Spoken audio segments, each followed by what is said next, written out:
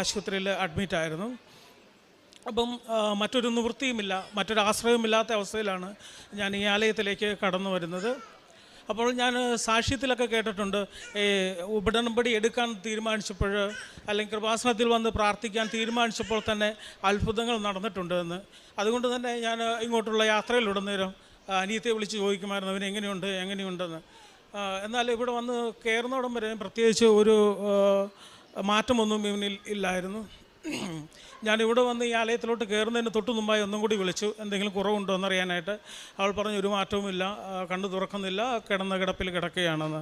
എന്നാൽ ഞാൻ ഇവിടെ വന്ന് ഉടമ്പടി എടുക്കാൻ നേരത്തെ എൻ്റെ ഫോൺ സ്വിച്ച് ഓഫ് ചെയ്ത് അതിനുശേഷം ഉടമ്പടിയൊക്കെ എടുത്ത് ഫോൺ ഓണാക്കുമ്പോൾ ആദ്യമായി വാട്സപ്പിൽ വീഡിയോ വന്നിരിക്കുന്നു.